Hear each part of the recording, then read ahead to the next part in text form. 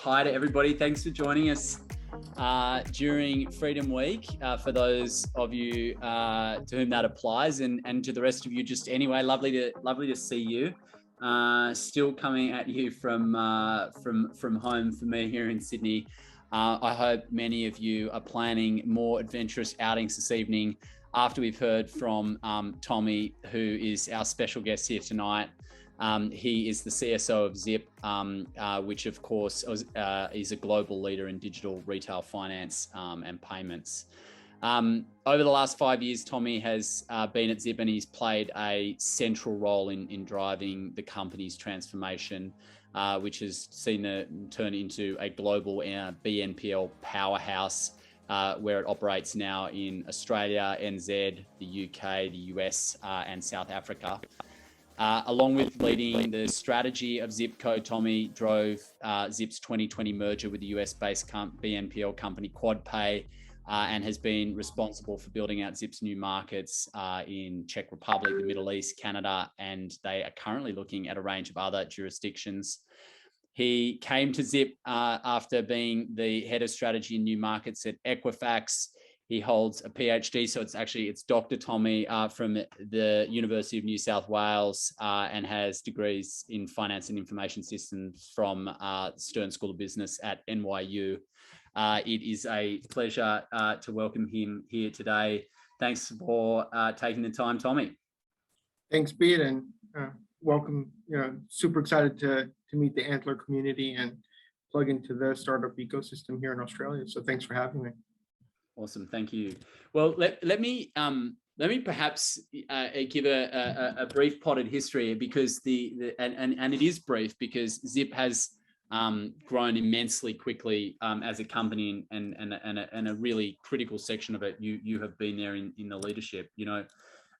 Larry and Peter founded it in 2013 as Zip Money, and they were offering digital credit options to customers, having raised the grand total of $170,000, which, given its current market cap, just is wild and almost impossible to imagine. By early 2015, it reverse listed using the shell of a company, I think, onto the ASX and Rubiana Resources, which is a mining company in Perth, and they actually had to fly out and due diligence on the shell because they didn't want any liabilities from old mining tenements. So literally they flew out to WA, and that's how we inherited Philip Crutchfield, our first chairman, actually. What was Rubiana Resources doing? Just out of interest, was it a prospecting company or something? Yeah, I was looking for gold. Hopefully they found it with Zip. Yeah, that's right. That's actually a lot of those shareholders ended up believing in the story and have stayed in the journey. So when, prior to COVID, where we have, our AGM or an investor day, they would actually come to ABL's office and we would meet some of the original investors in Rubiana.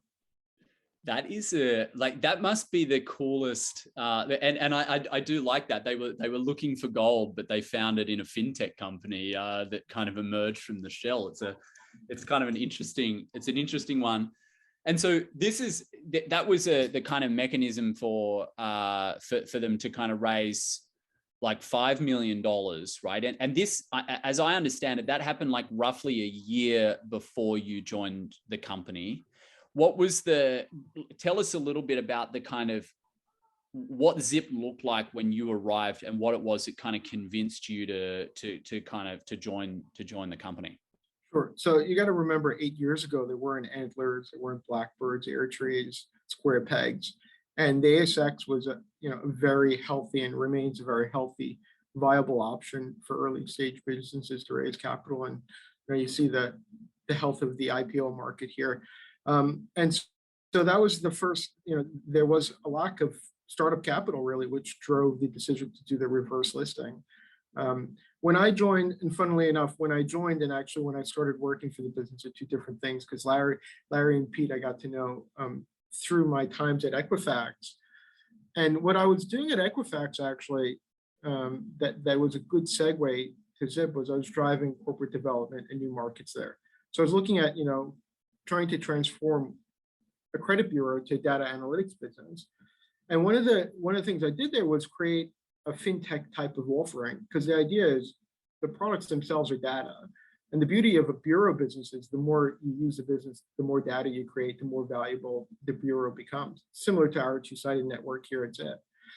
And, I felt that, we were just at the beginning, the cusp of growth from fintech, and there was a huge amount of disruption to come. And once you plug into bureaus for credit or ID services, you're pretty hooked. You build scorecards off the back of it. So I came up with an offering which basically said for the first 12 months, any fintech that's really small could just get free services, unlimited use of free services. But that actually plugged me into the ecosystem. And through that experience, I got to meet lots of businesses, and I was doing work with Fintech Australia off the back of Equifax. And you could feel that change was in the air, that businesses were going to create new models. And I was looking for an opportunity that really was within the credit landscape, because that's where my background was. And Zip started off as a point of sale lender, trying to really disrupt that Harvey Norman interest-free credit card offering. And when I unpacked what Larry and Pete were creating, I was like, actually, there's something really unique and novel here. And I think it has legs. And so that's why I jumped ship. Funnily enough, I do my induction session here at Zip, and I hand on heart think I have one of the best jobs in Australia, and I really do believe that. I'm not just saying that. And I often reflect on why that is, and I look back at the decisions that made me join Zip, and the focus on financial responsibility, the culture that's been created, the leadership team, Larry and Pete, and the founders, the opportunity around payments and credit more generally, which I think is still hugely exciting in an area that continues to get investment and a lot of focus. And the opportunity is big. And probably the biggest one for me is having real impact. So when I joined Equifax quite early in their transition, there was a very big focus on a B2C offering, a direct-to-consumer financial literacy. By the time I left, when they were bought out by a big US giant, it lost a bit of that feeling.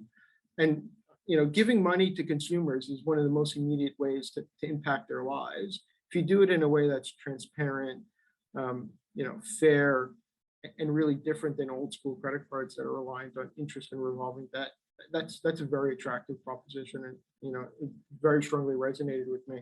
So when I joined, we're around 40 people. We're pushing over 1,000 now. Small office in York Street. One of the first things I did was help us move into a sublease space on Bridge Street, and I just got deeply involved in everything and anything, because it was startup 101. I never worked for a fintech startup, but I actually consider myself a generalist. I'm actually not very good at anything. I'm okay at a lot of things, and there were a lot of things to do, whether that was managing integration, selling to merchants, and so on and so forth. So it's been an amazing journey, and the business is very different, but it's retained a lot of that original sort of magic. Yeah, and I mean, it really means that, though, you kind of were there in the inflection point, right? So obviously from 40 to 1,000 is this, I think, this critical period, and it's hard part to learn, because it's only very few businesses really get to go through that inflection. What tell us a little bit about the kind of expansion that occurred between going from having 40 people to actually being able to consider doing a merger by 2020. Like that 4 years must have been subject to a lot of growing pains. What really unlocked that for the business?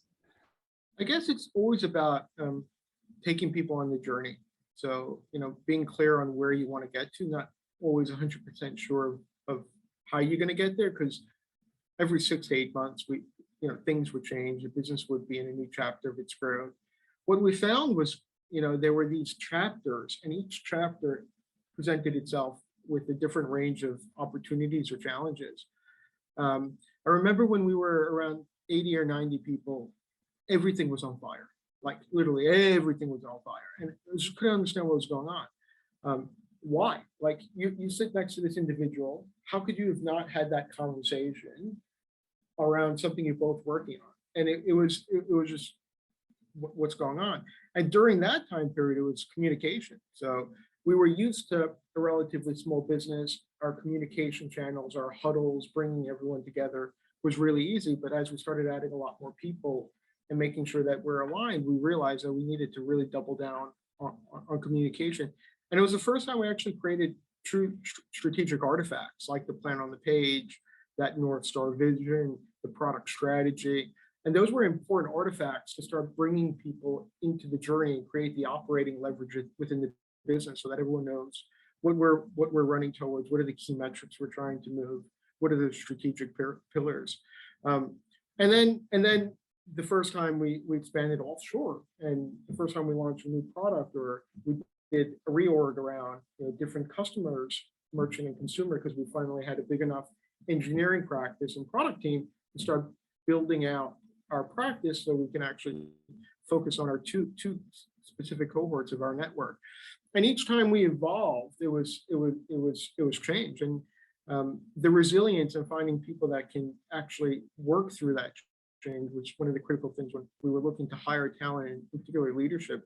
To this day, we look for that resilience because we know that the business will continue to evolve. So scale up is hard, but then how do you build the global powerhouse? How do you go into from 13 markets to 20 markets? That's the next stage of our growth. And that resilience to change is always going to be important for us. Yeah, look, this is a one of the things that I think is quite interesting is you talked there at the beginning of your answer about culture, and when founders are and that everything was still on fire with 90 people in the business, I'm sure there's a bunch of founders probably on the line right now who are just thinking about how much of an engulfing fire is in their 5-person business, for example, right now. When you're at that stage, you're 5 people or whatever, the last thing that you're thinking of is what your culture is going to be, what your vision is going to be. It's often something that is absent from these earlier stage businesses. And yet I'm going to guess that you would say that one of the things about Zip is that when it was at that 40-person thing, 40-person company all the way through to 1,000, one of the sustaining components, one of the pieces of glue was the company culture. How much was that a central piece for this scaling, and how did you and the executive team kind of use it to build the company? So I guess there's 2 pieces to it. First of all, there's always fires. Like, you just don't want a conflagration. So there's always small fires burning, and that's okay. If there weren't fires, then you're probably doing something wrong because you're not going hard enough, you're not going fast enough, you're being too conservative. So it's okay to have fires. It's just about the trick is knowing which ones are going to become out of control and which ones you need to address today versus tomorrow. In terms of the culture, a lot of it happens without being quite thoughtful. So there's the combination of being active and trying to codify values and do those things. We didn't do that when we were a 40-person business. It was more about how did we behave? How did we think? How did we look to hire people that had the right traits that align with the kinds of things that were important to us? And simple things like just good humans, people that actually cared about what we're trying to do, people that understood that there was an opportunity and it would be a challenge. So a lot of those things just happen. And then as you continue to grow, it becomes important to codify them. And that's when you start creating the values and the visual cues and some of the other physical artifacts that live within the office. The graffiti. So I remember the first time we graffitied a wall. And we're debating what to put on it. So we started off with more just what's cool. And then we're like, actually, let's put some of our values up there. And I got a photo from Larry, actually, the CEO, co-founder, and he was in San Fran just meeting businesses and fintech investors. He met Ribbit and said, they have beautiful graffiti. It takes money to change money. And so those kinds of things actually just stick with you. So it's a combination of things that happen by themselves and being quite conscious of creating some of those codifying tools. And I think the other piece, though, as you mentioned, is that you literally had to kind of reorg to accommodate the kind of scaling of the business. How did there's fires and there's communications that are not working effectively. How does the leadership group sit around and make that and make those decisions that we need to reorg, we need to restructure? Is that something that's you take out of your everyday work and you go and kind of sit down and think about and then come back to the business and roll out? Like, how did that take place? Well, it happens probably in two ways. So it happens consciously when we're doing planning and, we're doing, okay, these are the strategic pillars, these are the initiatives, and how does that flow into budgets? So even at a 40 or 50 person business, you're probably not doing it to the level of detail that we're doing today, but we had a view of, these are the things we want to do over the next 3 to 6 months. Do we have the people and the resources to deliver, and what are the trade-offs you need to make? And so that drives one element of org design. And then the other is, it just becomes obvious, like we have to do something because either things aren't working or we're not taking advantage of the opportunity. And you just realize you have to do it. And the quicker you do it, the faster you execute, everyone's better off before it.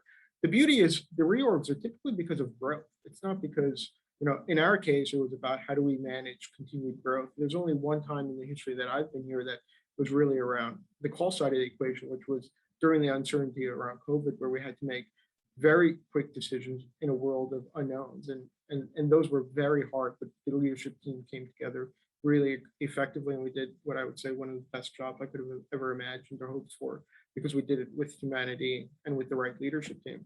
But it's usually growth. So it's a good story. We have to change because we have an opportunity we want to take advantage of. And people rally around that. And as long as they're still aligned with where the business wants to go, they'll realize that there's going to be lots of opportunities, but also most likely lots of change. And some people can work through that and others probably can't. And those don't make it to the next stage of the growth. So not everyone that's with us today was with us when we were 40 people. I'm quite fortunate that I have, but every day I have to ask myself, am I going to be good enough to get us to the next level? And that's the reality of the situation. Yeah. So you're the CSO of the business, and what that means is, I think to a certain extent is not just governing the strategy of the business now, but being the kind of the chess master who is looking down the board and thinking about what is coming. I'm interested to know, like, how you've the business had an incredible success through the growth of BNPL. How did you think about that? How did you think about anticipating movements in the market? And considering specific things that you've been involved in, like the Quadpay deal, how did those all get pieced together to build the business? Often it's through conversation. So you spend time with Larry and Pete, you spend time with merchants, you see what's happening on the consumer space. There's these macro trends that are happening by themselves, and you just sort of distill all that information and figure out where do we play and where do we not play today. Part of it is luck. So, you have to make the right move at the right time. So the fact that we moved more into payments from credit when there was opportunities because there was debit schemes coming up, access to data, merchants were looking for new tools, customers' behaviors were changing. And so not only knowing when to, not what to do, but also when to do it is just as important as what to do. And then there's times where you just got to be bold. And so what we do is we have two horizons we play in. So we got to deliver on the 6-month plan, but we also have a vision of where we want to be in 3 years. For us, 5 years is just too difficult. Like the dynamic world we play in, it feels like a stretch to even get to 3 because there's so many opportunities that we want to run after and we want to evolve to. So being very clear on short-term goals and where you want to be over the next 3 years is how we've balanced our planning cadence. And then there's choices and risks you make. So I remember quite fondly a conversation we had as an executive team and then at a board level, which was we built a very large and impressive business here in Australia, and we felt this could become a $5 billion fourth pillar and challenge the big banks. Or do we take this business and say, well, actually, this idea of simple interest-free installments, customers changing the behavior, merchants looking for new tools to engage with different customer segments. Is that an Australian phenomenon, or is there an opportunity in other markets? And we were very clear that there was going to be a shift away from credit cards and actually in an emerging markets, not only a shift away from credit cards, just a new form of credit that's fundamentally better. And we said, well, we know it's going to get more expensive to go global. We know it's going to be hard. But if we want to go global, and if that's part of our ambition, and we want to be part of a global powerhouse or build a global powerhouse, we got to go global. We got to go global now. We saw Afterpay making their moves. We saw Klarna making some of their moves, and it was a conscious decision. And then you build a plan on how you can execute. But there are choices. You have to make those choices. I'm really I'm really interested in this. I think this is a very common kind of line of questioning out of Australia, and Australia has demonstrated, particularly in the last few years, the ability to export various different types of technology globally with great success. But when you were kind of trying to make that critical decision about, well, can we compete globally? How much? How was your sense of the global landscape and potentially the disadvantages of doing it from Australia, or alternatively, a sense of being innovative but still from Australia? Can you talk about how that featured in the decision making? Yeah, so it's not always about 3 moves ahead. It's about the next move, right? So the idea was we want to expand beyond Australia, so let's start with New Zealand. So we didn't have to go very far and prove to ourselves that we could run a business in another market. And then also the Quadpay acquisition, which was the beginning of the global expansion plans around 3 years ago now, it was also about acquiring a technology platform. So we had a lot of IP and a lot of capabilities, but the platform we built, the original platform that we built 8 years ago in Australia, wasn't really fit for purpose, wasn't lightweight enough. And there was a lot of work to be done on that platform to be able to scale it into other markets. So there was a combination of, one, trying to find an opportunity in another market, and 2 is, if we can acquire a platform that we can add some of our core capabilities to and some of our IP, that would be a perfect combination, and we found that. And so we found a business in Quadpay that not only had the platform in New Zealand business, but had exposure to the US, the UK, and South Africa. So immediately with one move, we were able to, one, tick 2 of the boxes, prove to ourselves we can move into another market, and 2 is acquire some tech and core capabilities to then enable the next move after that. I'm just gonna. I realized that I completely neglected to say at the beginning that we would welcome people's questions throughout the course of this, and some people have already started to do so. Please, if you have any questions for Tommy, please put them in the Q&A tab in the bottom ribbon of the screen, and I will kind of incorporate them as we're moving along. One question that's kind of or one thing that kind of touches from the audience, Tommy, is with regards to differential performance in different markets. Which is obviously, as you go global, is one of these kind of challenges. How do you deal with entering into tougher markets like I guess the US, the UK, Europe, where there are other large competitors, and building differentiation? How does that kind of change your strategy when you're thinking about entering into those sorts of places? Sure. So I guess you got to cut it into like a number of different vectors. One is, we're resource constrained. We're limited by capital. We're limited by people. And so we need to be quite conscious of which markets we enter into. And it's a combination of being strategic, because that's a large market. The dynamics in that market are going to be good for these types of products and services. We'll look at the competitive landscape. We'll look at the unit economics, the regulatory construct, the size of prize. So we'll form a view of a market.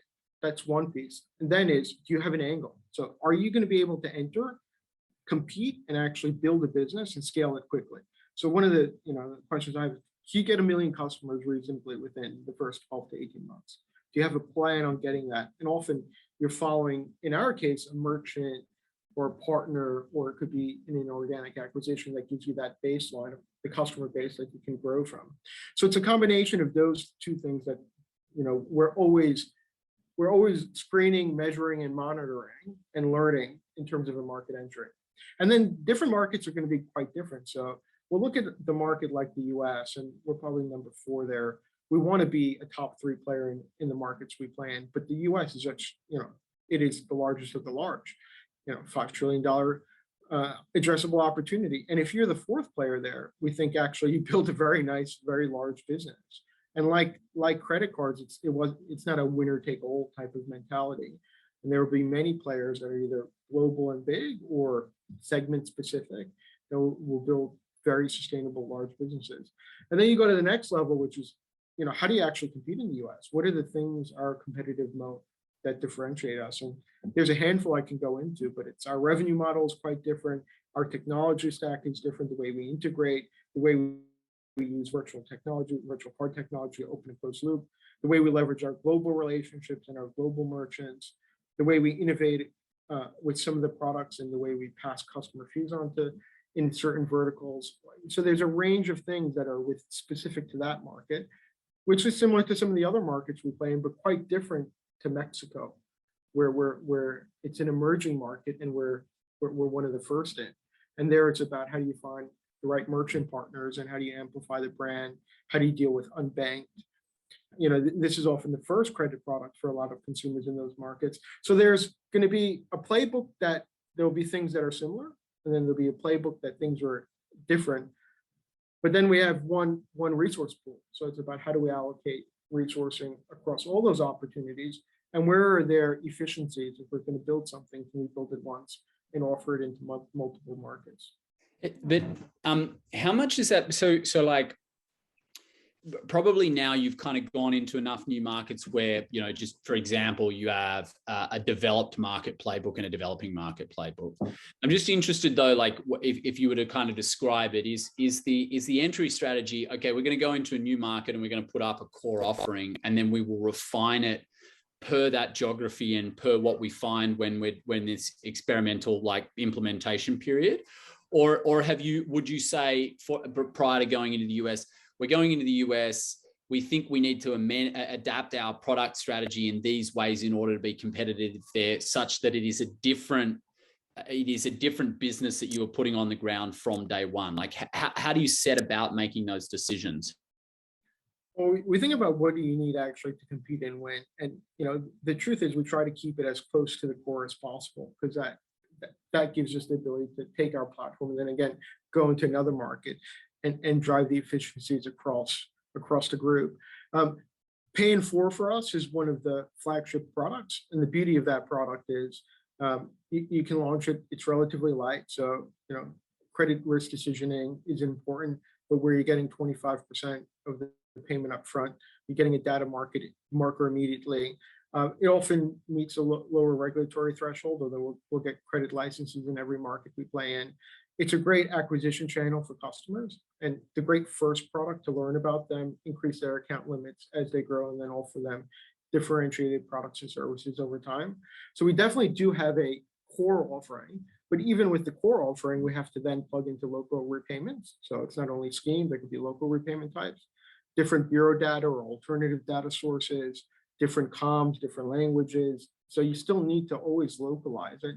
So it's that combination of the global, what can we take out of global, and then how do we get the teams to localize it, but then make that something that's as much rinse and repeat. So once we go, we've done Spanish, and we can do French because we've built language translation on the platform. And often it's like we could deliver it as an MLP, minimal lovable product, and it can meet the market requirements, or we can add a little bit more and then create the agility to then adjust it again with relatively lift for another market. And it's those debates that are often the really important ones. One of the questions that kind of came up, it just kind of filtered through on your answer is a kind of a more general question. You mentioned 6-month and 3-year strategies, and Ollie's asking, how does Zip set goals to track how these strategies are coming to fruition? Yeah.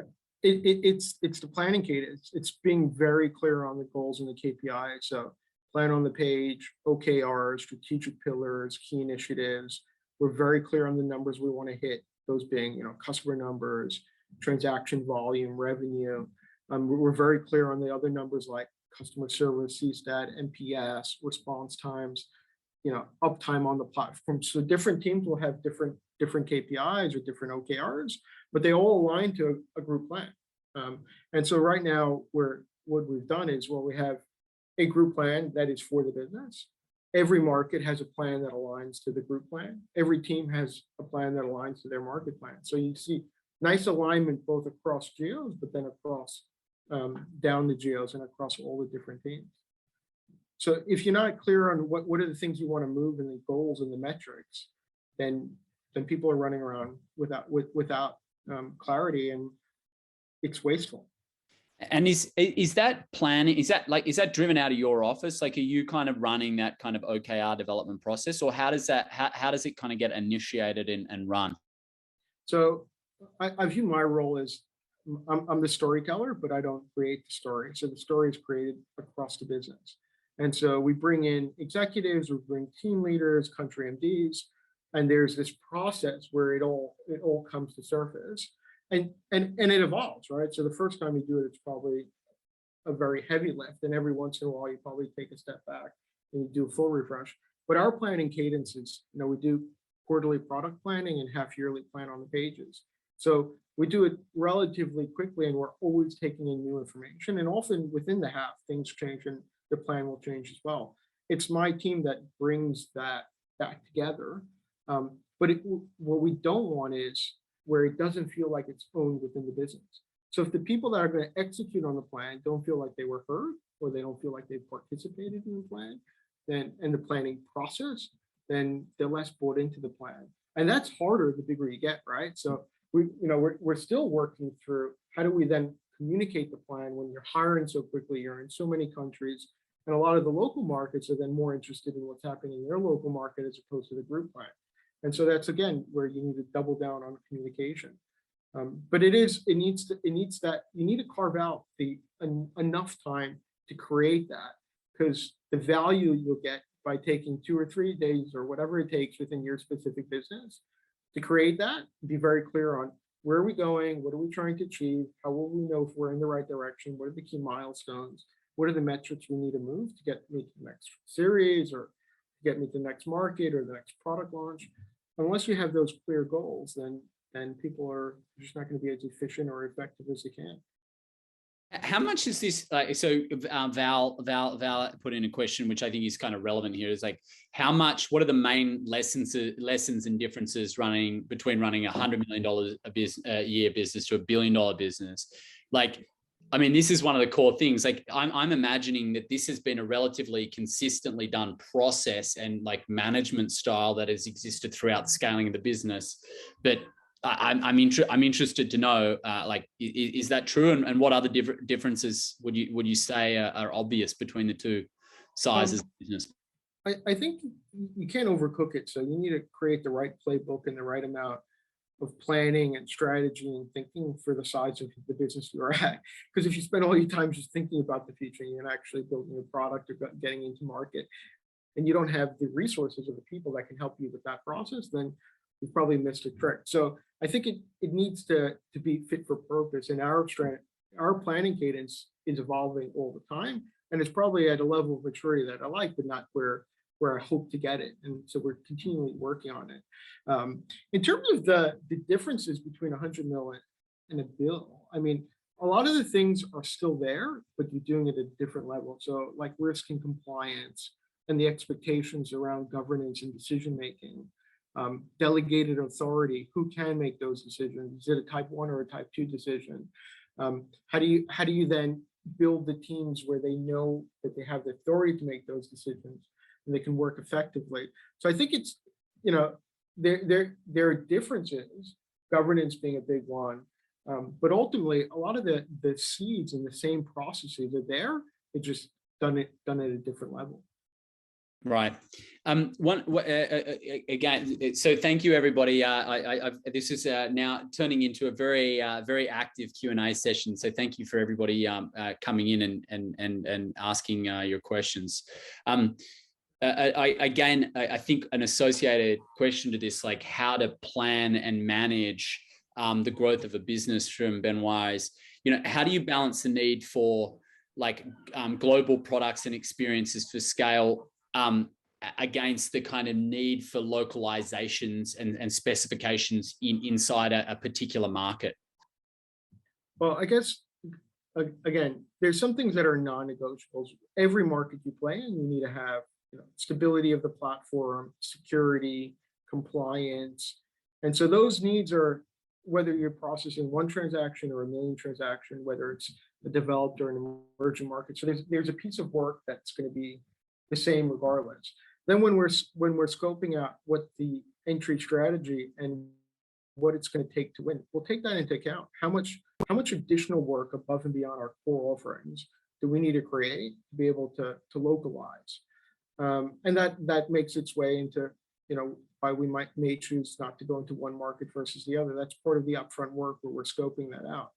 And then it's, again, as I said earlier, it's being smart about, if you're building it, even if it's localized, can you build it in a way where you can still take it to another market, or that concept into another market with a little bit less uplift. So trying to build as much of, the efficiency you have, so you are meeting local needs. It feels local, it tastes local, the comms are local, but the brand is global, the platform's global. So there's being quite considered around what those choices are. One, I mean, the obvious question for me that kind of pops up and is, I think, also associated is, one of the major trends in fintech that has emerged, largely during your tenure at the company is obviously crypto. And there are lots of different kind of applications, and I know that Zip is looking at them. Like, how do you think about this entire new tranche of finance and how Zip will play in it? And again, considering the very, very different implications in each local regulatory environment, like what's been the internal discussion with regards to that? That question is so deep. So it is a trend we must understand how to play in longer term, because it could, fundamentally change financial landscapes where you take the intermediary out of the equation. Their short-term needs, so when we survey our customers, there's clearly latent demand to access cryptocurrencies, to be able to buy them, sell them, to get prices, to see how they're trading over time. And so when we surveyed our customers and we speak to our customers, that's a need today that they're looking to get exposure to, and aligns with our purpose and our mission. So we're like, yes, let's move into that space. And there are many good partners that can take a lot of that regulatory piece out of it, and that are specialists in that space. We don't have to build everything. And we have the customer base, and we can build the experience layer over the top to deliver that value add service. But that's only the tip, right? So that's where we are today. But as you start thinking about DeFi, NFTs, how does this really evolve over the next 3 years? We're still working through that. We got some theories. There's two pieces for us. One is, how do we make sure we have the people in the business that are experts enough to help educate us? Because we don't know everything, right? We can't be across all the details. And should we make an investment? Should we stand up a POC? How much should we put into it? How much should we put into it today? What is it going to look like over the longer term? And so even during one of our exec offsites, we had an expert come in, and we really just trying to unpack what this could mean for financial services more generally. What could it mean for the landscape? And then how do we as a business play within that ecosystem? Whether that's how customers borrow money, spend money, and then you start forming an ethos. And well, the easiest and the shortest, the most immediate need is, well, how do you educate customers around what it means, and how do you give them access? Then longer term, how do we leverage some of the technologies? How do we leverage distributed ledgers to either make our business more efficient or to plug into new ecosystem? I think it's a really exciting space. It's one of the areas that I'm personally trying to learn more about, as it's evolving so quickly. And I think there'll be a lot of really interesting opportunities for anybody that plays within financial services.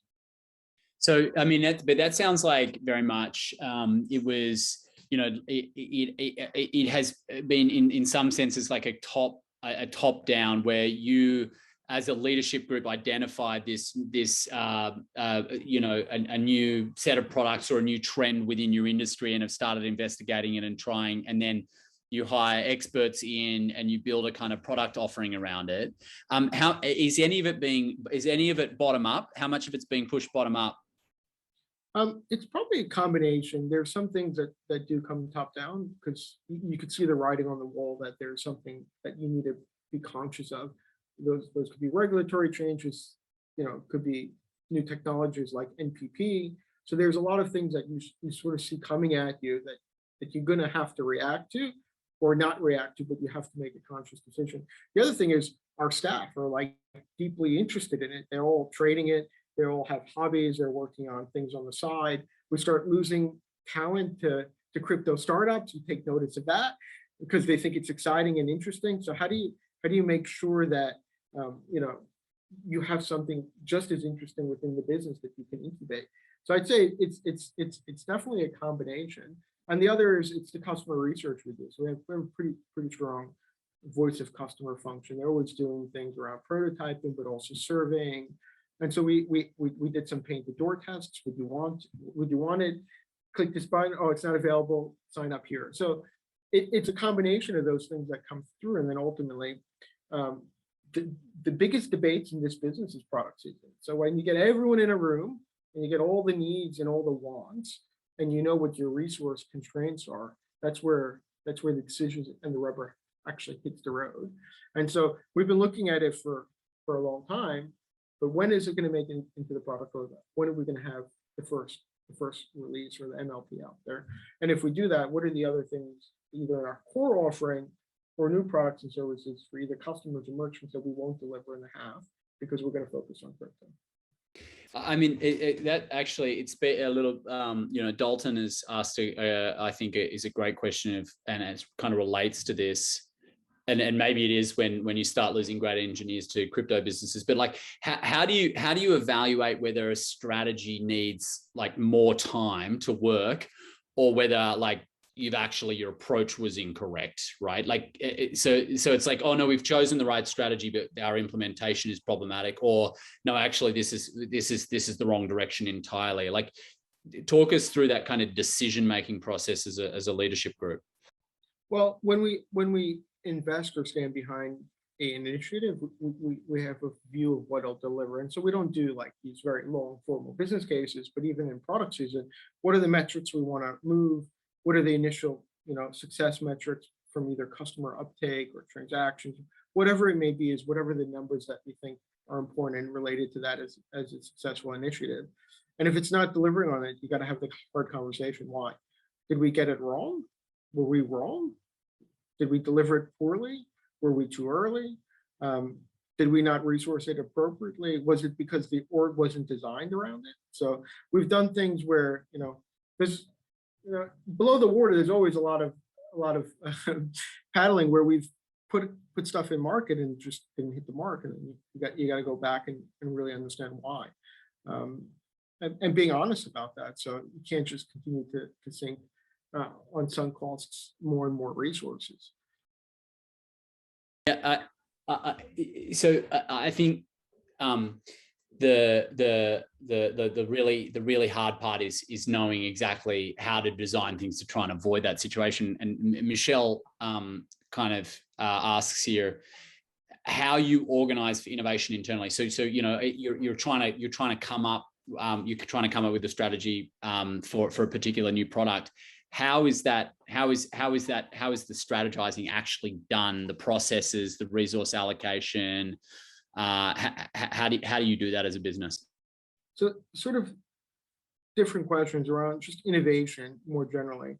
We don't want to have a innovation function. Like we don't, it's one we've debated and we've been very clear that that's not the kind of business we are. We even toyed with, do we need a growth team? And we had one for a short period of time. And there's so much opportunity to innovate around our core and new products that it's coming just from our core product teams and the product managers that have great ideas, that we don't actually have to incubate those as a separate function. What we need to do is we need to carve out the time for them to invest in those ideas and innovate. And that's challenging because there's always pressing business needs and opportunities and short-term metrics that we're trying to hit, because you got to build and fly, right? So you're building for tomorrow, but if you're not flying the plane and hitting those numbers, especially if you're in the capital markets, there are broker forecasts that you need to be conscious of, and you're going to You need continued access to the capital markets to meet your broader global ambitions. You need to hit those short-term numbers, but at the same time, you want to take advantage of the longer-term opportunity. So we've been, very clear that innovation, core product comes from the core teams. The product managers need to be thinking about what next, what's on the roadmap, not for only this quarter or next quarter, but do you want to do some testing? Do you need some user research? Do you want to do some experimentation? And so when you get to 6 months down the line, you've already done the work, you've laid the groundwork to justify that investment in that focus area. And it flows into the planning cadence, either plan on the page or product season or one of the other avenues to sort of raise those initiatives. But it doesn't have to always be big bang things. Like, it's not always a huge new product release. It could be, well, we could do collections a little bit differently. We could do customer service, or we want to trial a new chatbot. Like, it doesn't have to always be these big bang bets. Like, innovation happens every day of the week, and in every facet of the business. It's not only in product and tech, customer service. They're all driving innovation. For these, one of the real trends that I've kind of seen with regards to companies trying to drive innovation internally is this creation of the chief of staff role in scaling businesses, where CEOs will run through, they'll get a chief of staff, that person will get across the business, and then they get pushed out to try and operationalize new interesting projects that are seen as being major product releases or innovations in the business. You made the really good point in your last answer that innovation can happen on a really small scale all the way up to an entire new business unit. But what's been your way of kind of building out those larger strategic projects inside Zip? Has it been conceptualize of an idea, hire people in to run it, or do you have a kind of a mechanism for pulling talent up through the business and then getting them to build new things? Key is it needs an executive sponsor. So it doesn't need a chief of staff, but it needs someone to champion it, because getting something new done, especially where it's cross-functional, and if it's really big and really different, you're going to need to think through how does that affect the slice of the business horizontally. And it's important to have a strong voice and someone that's willing to believe in the initiative and champion it. So that's one. So if it's really big, it typically has an executive sponsor. The other is it needs to make its way into the plan, right? So if it's not in the plan, it's not going to get resources. It's not going to happen. So if it's a big initiative, it has to make its way into the planning, and it gets resourced, and then we monitor it. So there were some initiatives we wanted to do, but we didn't execute effectively. Well, does it roll into the next half? Does it roll into the next planning? Are we half pregnant with it and we're still going to invest in it, or are we going to pull back and actually not focus on it? But it's important to get the business behind it as well. So again, it's the same product and engineering squads. If it's really, really big, and we've done it for a handful of things like Zip Business, right? So in Australia, we identified the opportunity where small businesses need access to similar trade finance solutions, the same way consumers want to spread the costs over time. Businesses want to spread the cost of invoices, supplies that they're buying until they get paid. So we stood up Zip Business, and we're on iteration number 3 of Zip Business, by the way. It's Zip Business because it used to be called Zip Biz, and I get in trouble every time I use Zip Biz.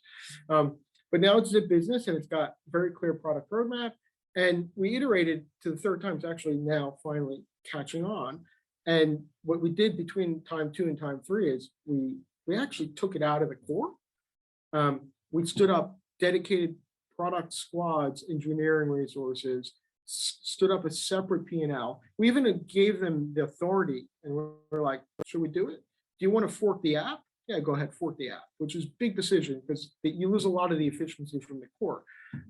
But it gave them, one is the agility to move quickly, the agility to make decisions, very clear on who the decision maker is. They were allocated the budget and the P&L, and they're expected to now deliver on what is a relatively ambitious growth plan. But it was a big one, right? So it's a very different customer cohort. Their needs are somewhat different. How do you engage with them? In what channels do you engage with them? How do the products need to evolve continually for them? It just justified that kind of level of investment, but also separation. But it has to be pretty big for us to do something like that. I'm just going to point out to everybody that we unfortunately only have a few more minutes of Tommy's time, and I'm grateful to all of you who've participated for what's been an incredibly active and consistently attended session. So thank you so much. I also encourage you that in these last couple of minutes, unlike in a standard Q&A session, I can read all the questions, so you can put them in and I'll try and answer the ones that best fit in our conversation with our remaining minutes. I think I'm getting this name right when I say Lewis has asked, like, how much of your strategy is defined or carved around competitor movements? And, you know, are there kind of measures or things that you've considered putting in place when competitors are growing at a similar place or entering into similar areas? You dropped there for a second, but in terms of competitors, there always will be competitors, and the more successful you are, the more competitors there'll be, and there'll be startups that are trying to create product. There'll be big end of town, like financial services businesses that are moving into your space, or direct pure play competitors. If you focus on them too much, then you're losing sight of who you are, what are your competitive moats and what you're trying to execute on. I think it's naive not to acknowledge the moves they make, but we are very conscious of trying to focus on what our plan is. And if there is a move, will be considered whether we need to adjust our plan accordingly. But we don't want to over focus on the competitor. We want to focus on us, because otherwise you lose sight, you lose track. You're too focused on things that aren't important. And they'll continue to do whatever they continue to do. But as long as you're executing on your plan and you think your plan's appropriate, that's important. But we obviously are always looking at what our competitors doing. You know, we look at their numbers, we look at their product innovation, we compete with them head on at merchant checkout. So we need to understand how they're delivering value to their merchant customers. How do we deliver value? How do we prove that our value is incremental? And so I guess you got to be conscious of competition, but if you're going to, every time they make a move, you're going to really start moving your playbook, you lose focus, and that's not going to end well. I guess, and this is probably our last question, that you know, being your own company and maintaining your own kind of strategy is really important. And one of the things that you've been driven to do probably as part of that is acquisitions. You know, when you did the Quadpay acquisition, for example, how did you manage your sense of culture and strategy as a company when you brought in that new business? And I guess I'm going to tack on to the end of that. How also have you managed to maintain that kind of company and focus across different locations or geographies? Yeah, no, it's a good question. So the first is you got to be upfront about it, right? So when we're looking to acquire a business, we have this concept of a coalition of founders. What's the core DNA? You know, what does make that business tick? How do they think? How do they make decisions? You know, how do they think about engaging with customers? The good thing about the Quadpay transaction was it was a similar platform. A couple of Aussie kids that went over to the US and realized that there was a big opportunity to be and a big business to be built. So there was a lot of it was easy because there was some cultural alignment and there was a lot of synergies from a technology perspective. And they were at part of their journey that we already went through. They were at around 90, 100 people and going through that first growth spurt, not first, but they were going through scaling pains. And we're like, actually, we could help you here. And we actually have some real value, and there'll be some real synergies. So I think making an assessment upright, in particular around the leadership team and the core synergies and the strategic rationale of the acquisition, it's been super important. But not only with the US, it doesn't matter small bet or big bet.